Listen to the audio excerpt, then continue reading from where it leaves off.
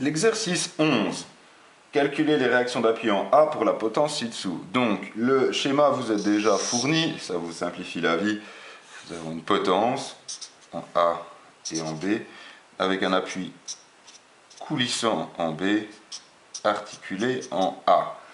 Quelques forces, je vais essayer de vous les faire en rouge, sont déjà dans le système. Je vous proposerai d'appeler la première force de 250 Newton F1, la deuxième force de 200 F2 et la troisième force F3. Établissons les réactions. Les réactions, c'est assez facile. Vous avez la réaction en B, appui coulissant, donc une réaction perpendiculaire, RB, perpendiculaire au plan. Face à cela, nous aurions la composante, les réactions RAY en deux dimensions toujours.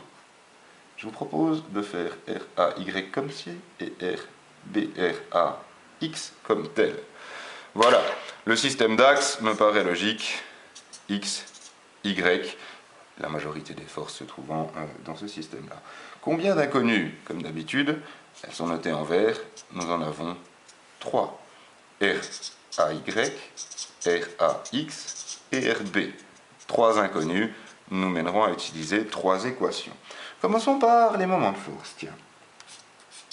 Même exercice que le précédent, la somme des moments de force. Il faut choisir le point, l'axe à laquelle nous allons parler. On pourrait choisir le point B, mais comme on a 2 inconnus au même point, au point A, on va utiliser le point A. Car en faisant la somme des moments de force, on va éliminer 2 inconnus. Alors, je peux commencer par la réaction en B, qui fera tourner le système dans le sens inverse des aiguilles d'une montre. Ça sera donc positif. Je mets fois sa distance perpendiculaire, ici LB.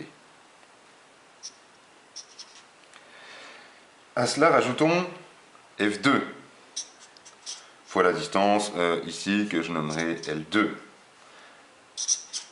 Elle ferait tourner le système dans un sens des aiguilles d'une montre, on est donc en négatif. Nous pouvons rajouter encore la dernière force, F3. F3 que l'on peut décomposer. Nous aurions F3x et F3y. F3x, elle est dans le sens, elle est parallèle aux axes. Donc, elle n'a pas de moment de force. On n'a que F3y et F3y seraient dans le sens des aiguilles d'une montre, donc moins F3y, cette fois-ci, fois la distance L3 qui est cette distance-là, L3. Le tout sera égal à 0. Voilà donc pour la somme des moments de force. À cela, rajoutons la somme des forces en X est égale à 0. En X, qu'est-ce que nous avons? La composante RAX en positif, la réaction RB, qui est que dans l'axe des X, ainsi que la composante X de la force F3, qui est en positif.